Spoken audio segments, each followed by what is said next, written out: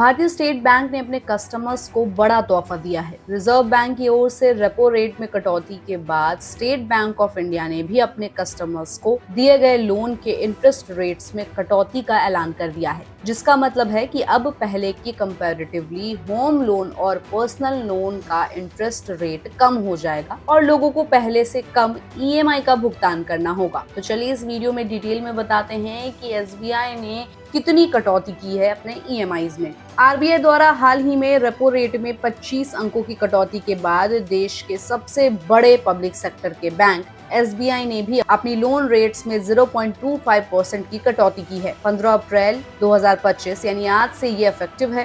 Bank की EBLR यानी कि एक्सटर्नल बेंचमार्क लेंडिंग रेट जो अभी 8.90% है को अमेंडमेंट करके 8.65% कर दिया गया है। एसबीआई ने अपने RLLR यानी कि रेपो लिंक्ड लेंडिंग रेट में भी अमेंडमेंट किया है, जो अभी 8.50% से घटकर 8.25% हो गया है। इसमें CRP यानी कि क्रेडिट रिस्क प्रीमियम शामिल नहीं है, जिसे कुल RLLR यानी कि रेपो लिंक्ड लेंडिंग रेट की गणना में जोड़ा जाता है। आरबीआई ने अपनी सबसे हालिया MPC बैठक यानी कि मॉनेटरी पॉलिसी कमेटी की बैठक में दूसरी बार रेपो रेट्स में 0.25% की कटौती की है, जो 9 अप्रैल 2025 को ऐलान किया गया। फिलहाल रेपो रेट 6.25% है। रेपो रेट में गिरावट का मतलब है कि फ्लोटिंग इंटरेस्ट रेट वाले लोन का ऑप्शन चुनने वालों के द्वारा भुगतान की जाने वाली ईएमआई में कमी। इसी तरह अगर रेपो रेट बढ़ाई जाती है तो इसका सीधा मतलब होता है कि लोन के इंटरेस्ट रेट्स में बढ़ोतरी होगी। रेपो रेट में कोई भी बदलाव नहीं होने का मतलब है कि लोन लेने वालों की ईएमआई पेमेंट में कोई बदलाव नहीं होगा,